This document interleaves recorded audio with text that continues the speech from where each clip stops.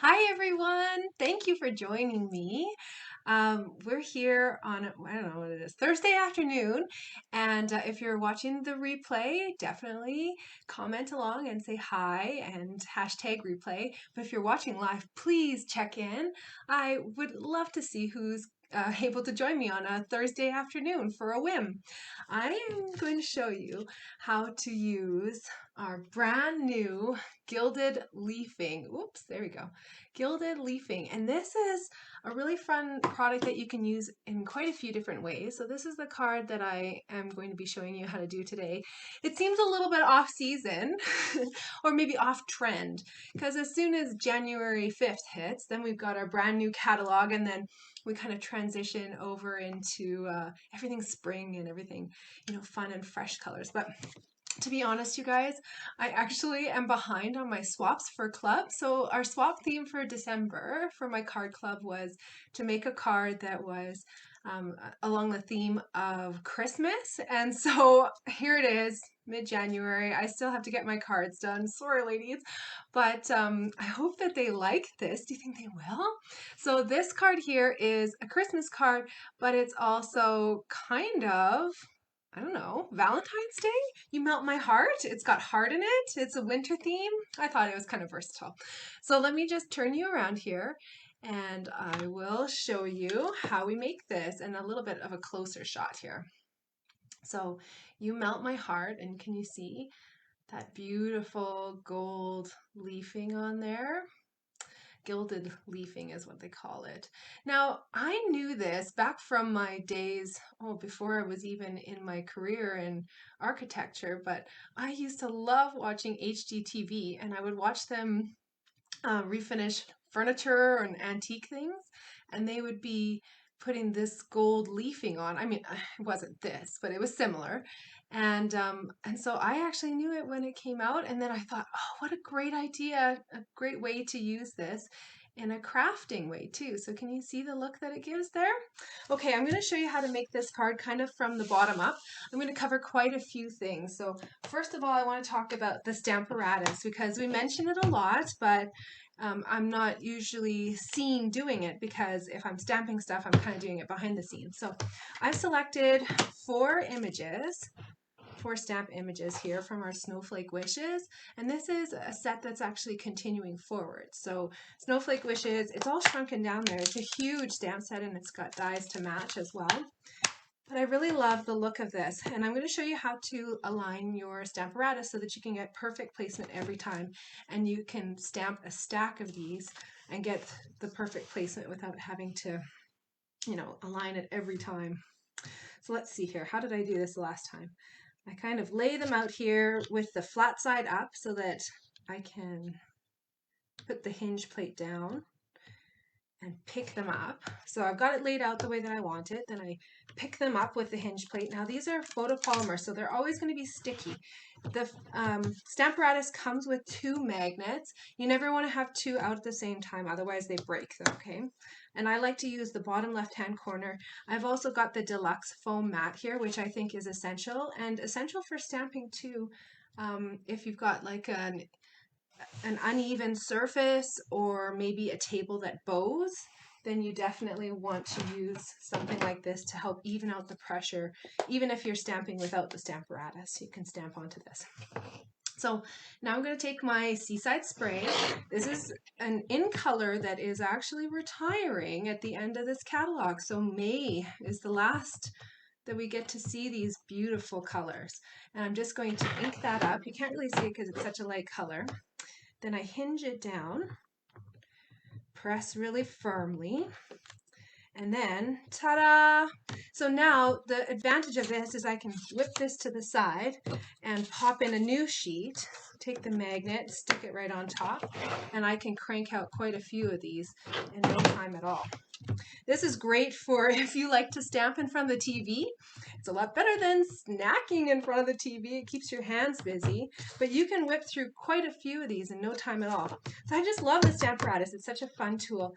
And there's actually two plates. I've got just one of them on there right now. And one of the other benefits is that it hinges over. So if you want to do a repeating pattern, you can actually just hinge it over and then it's a measured distance every time. Kind of fun, right? So now who's drooling over the Stamparatus, I wonder? They're like, I signed up for the gilding video and now I just want this Stamparatus. So I've also done another little technique here too.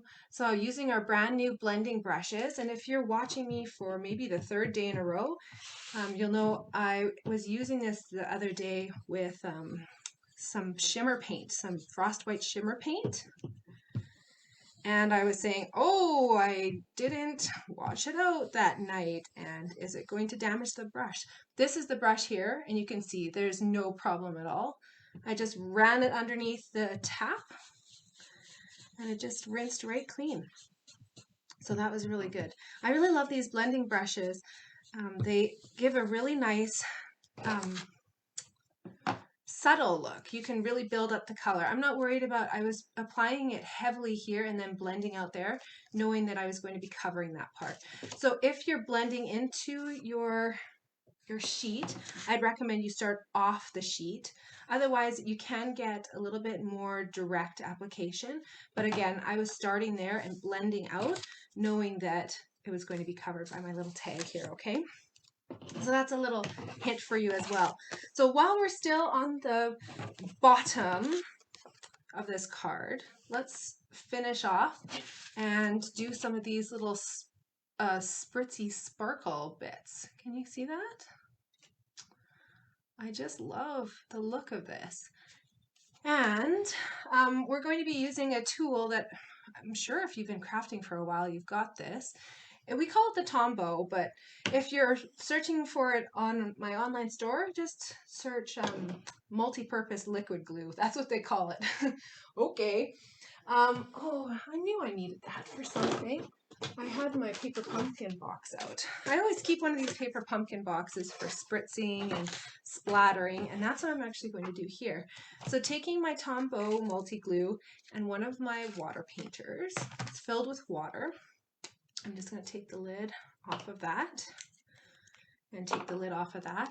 There's two tips on there. There's a fine tip and then there's a brush tip, and I'm just going to make sure that there is fluid at the brush tip here. And so squirting out, I don't know if it's focusing on that. It doesn't want to focus on it. There we go. So squirting out some of that so it's on the tip of the brush. I'm now going to use the outside of this lid.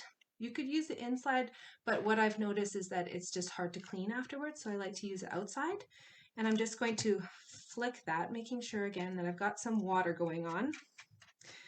And then that's going to flick this glue in kind of liquid form onto my card.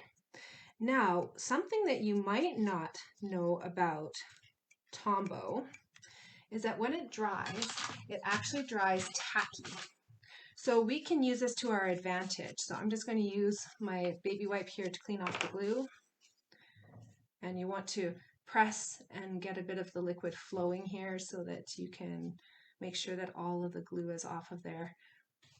I used it last night with some glue and didn't clean it off super well, and it didn't really impede the product at all. It just meant that there were a couple little lumps. So you just want to make sure that you're cleaning that off. Okay, so this is already drying a little bit, but I'm going to speed this up. Can you guys see that? There's some wet splooches. And I'm going to use my heat tool. You want to use the heat tool and dry it until it doesn't have the white anymore. So the heat tool has two different settings. The first setting is for ink drying. The second setting is for embossing. This one I would say that it's similar to embossing, to be honest. So you guys know me though, I don't mess around with the first level. I go straight to the second level. Go big or you go home, right? Okay, so now I've got that. I can put away my Tombow. I can put that to the side. And I'm just going to bring in my little container that I have with my gold leafing. So I'm trying to find, there it is now. The gold leafing comes in a really big container, and this is going to last you your lifetime. You can gold leaf everything that you own and every card that you make. You'll get a lot in this. So I've just taken the tiniest little bit. If you have any static electricity in your place, then you are going to have this kind of going everywhere. But if you do have a really dry home, then make sure you've got a dryer sheet handy. Then you can put some on your hands and then it doesn't get all crazy. But honestly, all you need is this much. I'm using a sponge to kind of apply it and also to buffer it off. So can you guys see that? It's sticking to the Tombow glue, which is left tacky when you dry it. Can you see it? So this is a beautiful way of getting that little splatter look. Maybe a way that you didn't think about using your Tombow or your water painter too. If you have the old aqua painters and you haven't invested in the new water painters, this might be, you know, an excuse that you can justify yourself purchasing some of the new water painters. The new water painters are a lot less expensive than the old aqua painters used to be. And you know what? You get 3 in a pack, and I find that the quality is much better too. So I think that should be on everyone's list regardless, but I know that many of you, you know, if you already have the aqua painters, you'd think, oh, I can't justify this purchase. But I justified it to myself in that I can use my old aqua painters to seal my envelopes, because licking is so passe, right? So use your water painter or your aqua painter, your old aqua painter, to seal, and then you'll be ready to go there. And you can also use it for flicking techniques, flicking glue and things like that, like this technique here. So that's got the shimmer on the back side now. Okay, let's work our way up. This part here is from our nested label stitch dies, and this piece was cut out actually of a card that I made last year as a part of club, and it cuts out this other shape here, this negative shape. So I have a whole bunch of these left over, and I thought, I want to use them on a card. So they work perfectly with the nested label stitch dies too. So I wanted to show the coordination there. All right, then going up a level, now we've got some circles going on. This top circle where I've stamped "You Melt My Heart" is actually one of our stitch dies, and I think that this is probably the best die pack that you can get. They're called the Stitched Shapes Framelits, and they come in circles, ovals, and squares all in one pack. And guess what, you guys? They work with our baby boss. So this little mini boss is so handy now, and it works with so many of our products. So I'm just going to show you quickly here. I'm doing 2 sheets at a time with these. I love using 2 sheets at a time with many of our dies. They work great. And with these ones, there's no exception. So I'm using the, what are they called? The plates in the layers that they suggest. They've got the instructions on there, and then they've got them all labeled, number 2. And then you even have different plates for using embossing folders and things like that. So I really appreciate how they've made this dummy proof. And I'm using just that smallest little circle there from this pack. I had to get the mini boss in here. Had to show you guys once again my favorite new little toy. That one you can get for 50% off. So if you want, you know, to get a bit of a deal on it, then you can join my club, commit to paying or commit to spending a certain amount over the next few months, and then you can actually get that for 50%. Okay, I'm looking around. I forgot I put my Stamparatus on the floor. I'm notorious for putting everything on the floor. I should just look there first. When your desk looks the way that mine does, then you just use the floor, right? You Melt My Heart. Do you guys know where this saying comes from? It's from our new set, Sweet Ice Cream. So you melt my heart. Isn't it cute? There's lots of great sayings in this one, but I really love the fact that, you know, you have the punch that goes along with it. Easy peasy, cutting out all those shapes. So you melt my heart.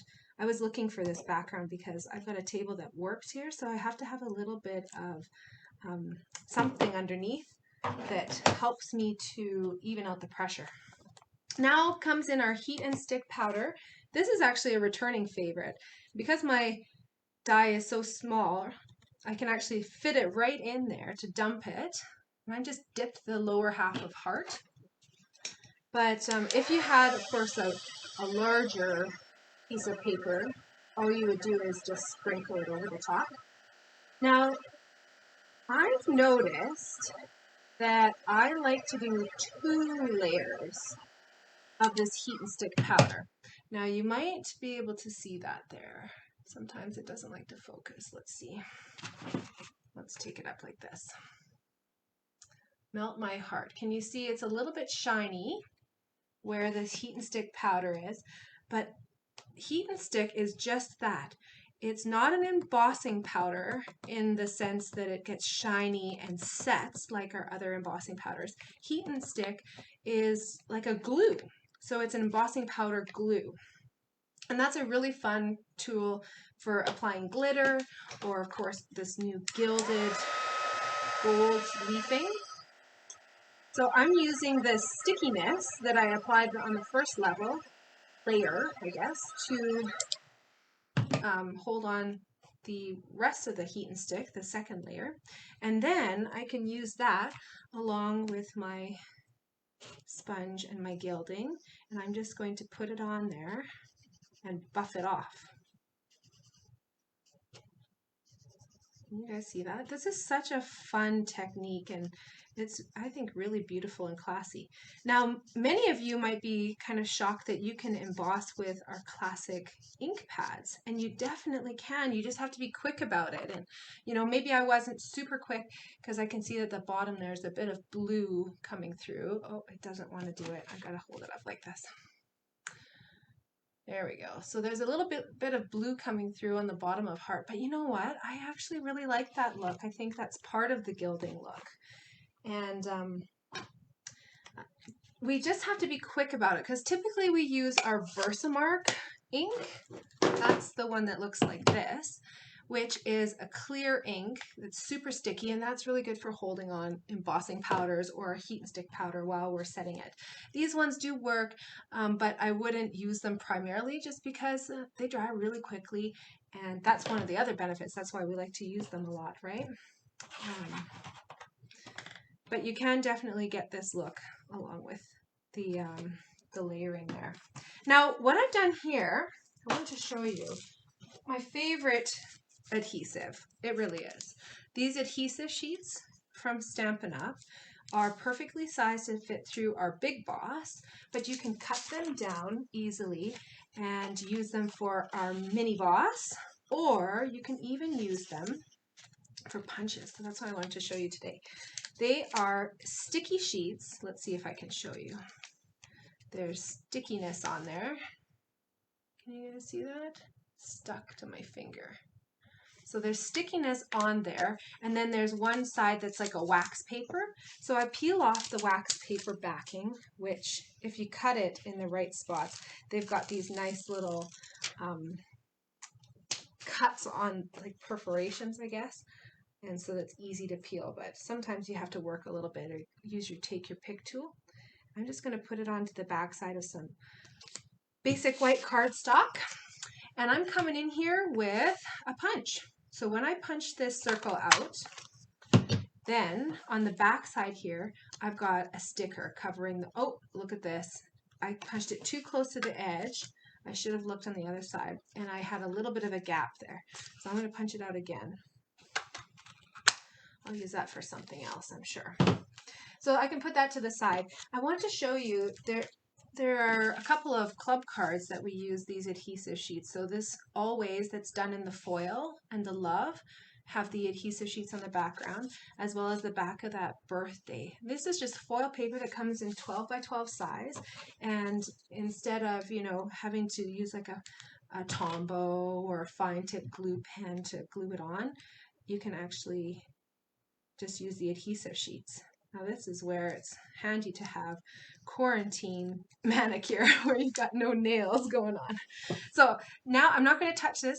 I've got stickiness there everywhere, but I'm going to give myself a little handle. So all I've done here is punch out a smaller circle just so that I can have something to hold on to, and plus it's going to be covered underneath my other circle here. So now I've got the adhesive on there. I can actually dip this in and buff it off. Can you guys see that? This is one of the most beautiful applications, I think. And I might do a card, you know what, that has a lot of gilding on it, just so that you can see the fact that it doesn't go on completely flat looking. It looks like you've done gilding on it, just like many furniture restorers, I guess. Okay, let's see here. I'll show you that. Put it to the side. Now, if you've ever seen me and my cranking through the Big Shot, or the Big Shot, olden days, the new Stamp and Cut Emboss machine, the Big Boss or the Mini Boss, you know that I love to have a handy to have a lint roller. Can you see that there? Is it gonna go? Yeah. There, now you can see the beautiful application there. It doesn't go on just flat looking. It's really vibrant and it's got a lot of dimension to it as well. Okay, so now I'm going to just stick dimensional on the back side there, and I've used the gilding 3 ways. So I can pop this together. Oh, you know I'm using another dimensional 2 on the back here, guys. And then I put dimensionals under the white piece here too, because you guys know I love dimensionals. Then I'm going to put dimensionals under here, and then that gives us our layered on layered, popped up, beautiful gilded card. You melt my heart. Ah, thanks for joining me, you guys. As always, I really appreciate you commenting along, letting me know what you like, and if you have any questions, I always go back and I read through the comments as well. Sometimes it does take me a couple of days, especially, you know, this week I've been live a lot actually. Monday, Tuesday, Wednesday, Thursday, 4 days now. But I always read your comments and I will always answer your questions that way too. So thanks again. Thanks for joining me, and happy stamping. Hope to stamp with you very soon.